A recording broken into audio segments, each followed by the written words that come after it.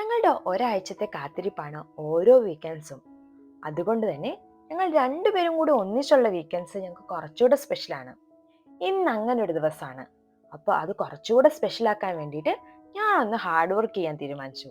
ഇതേ വീട് ഫുൾ കുളവായിട്ട് കിടക്കുകയാണ്. ആദ്യം ഇതൊന്ന് സെറ്റാക്കണം. ഒരാഴ്ചത്തെ ഞങ്ങളുടെ അലസതയാണ് ഈ കാണുന്നതൊക്കെ. റോസിന് ഓവർ ടൈം ആണ്. റോസ് ഓവർ ടൈം കഴിഞ്ഞ് വരുമ്പോഴത്തേക്ക് ഇത് ഫുൾ സെറ്റാക്കാനാണ് എൻ്റെ പ്ലാൻ. അപ്പൊ ഞങ്ങൾക്ക് ഒന്നിച്ചിരിക്കാനും ക്വാളിറ്റി ടൈം സ്പെൻഡ് ചെയ്യാനൊക്കെ സമയം കിട്ടുമല്ലോ.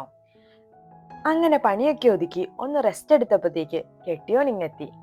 ഇനിയാണ് ഇന്നത്തെ മെയിൻ ഹൈലൈറ്റ്, ഡിന്നർ. ഇത് ഗ്യോമോന്ന് വാങ്ങിയ ഫ്രോസൺ പൊറോട്ടയാണ്. ഫുഡ് ഹെവി ആയിട്ട് വേണം എന്നാൽ പണിയെടുക്കാനും പറ്റാത്ത അവസരങ്ങളിൽ ഞാൻ ഇതുപോലുള്ള ഫ്രോസൺ ഫുഡിന് അഭയം പ്രാപിക്കാറുണ്ട്.